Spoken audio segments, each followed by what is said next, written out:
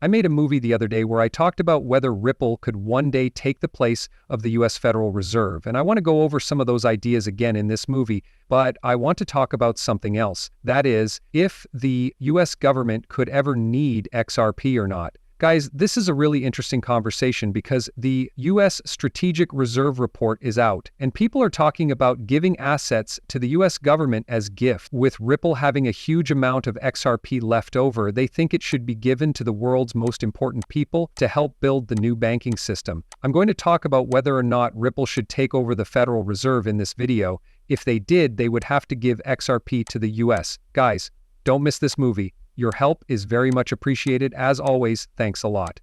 Thank you to everyone who votes for these movies and joins the channel. It's amazing how much these two small things mean. Also, if you know a good place to buy XRP, please let me know. You can find the link to my best weird upload in the video's description. So those are added in, and I hope you guys enjoy the material. I'd like to start this movie by talking about what I think is one of the most important parts of this whole conversation. Where does Ripple fit in? Many people have said that Ripple will eventually take the place of the US Federal Reserve, but I don't exactly believe this to be true.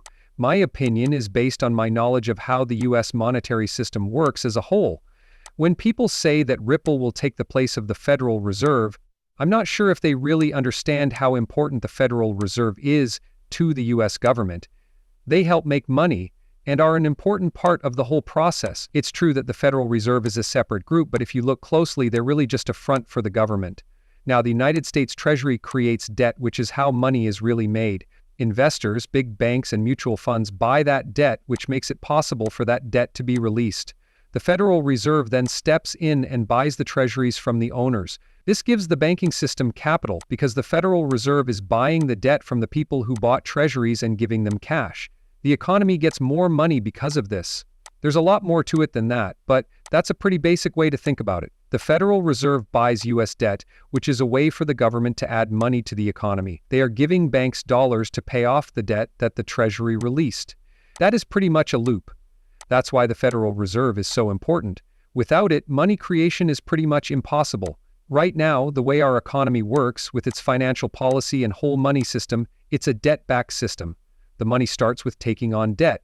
While we could argue for hours about whether that is the right or wrong way to print money, the fact remains that that is how things work right now. And that system doesn't look like it's about to break down right now. There are problems with it, no question about it. It's an experiment, so we'll see how long it lasts. But I don't think that's going to break down completely right now. Since Ripple isn't even in the business of making money, the idea that it would just step in and take over an arm of money generation doesn't make a lot of sense. But this does make sense. The whole system for moving money is broken and out of date. That's where Ripple comes in. It can help solve the problems with moving the money. This isn't changing any important parts of how money is made or how the system works overall. The rules and laws are the same, but the tracks work better. I believe Ripple plays a very important part in this whole change at that point. We have been making money in the same way for 50 years, so you don't have to change everything. I don't believe anyone will willingly do that. It's likely that we'll move away from that system when it finally falls apart. It does not mean that there are not better ways to run that system, though. As long as the rules stay the same, the system will work better if the plumbing is better.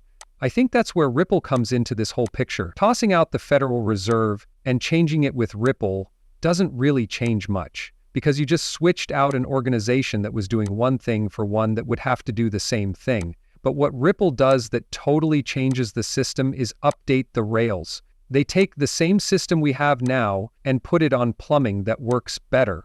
This is something that Ripple can do for the whole banking system. Also, the financial system might switch from a debt-backed system to a new one. If that happens, Ripple and XRP can still be used as the plumbing for the new rules on top of the accounting system we call blockchain technology. In reality, people have made up a fake idea of how money should be made. The old traditional banking rails can let that happen, or the new, more efficient, lightning-fast blockchain rails can let that happen. And what I'm trying to say is that Ripple really works below this whole system of banks, government bodies, making money, and other things like that. The whole system has been updated, and even if we switch to a different system later on, we will still need quick and accurate plumbing to handle the new money system, whether it's gold back or debt back. It doesn't matter. there would be no need for Ripple to do anything else. That's the first thing I want to say in this movie. XRP-based Ripple is really an improvement to the way the banking system works. It isn't meant to take the place of the Federal Reserve, the Treasury, or anything else.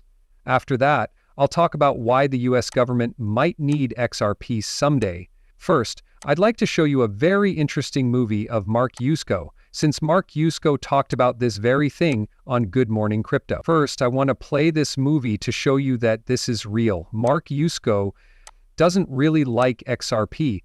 Hearing this from him, he's a very well-connected billionaire, shows that this isn't just something that XRP fans are talking about.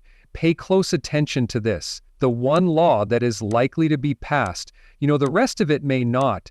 There's a lot of talk that they'll add XRP, Cardano, Hedera, and other cryptocurrency. The owners of these have been getting along with the administration and Eric, and I think Eric is driving a lot of this with his son.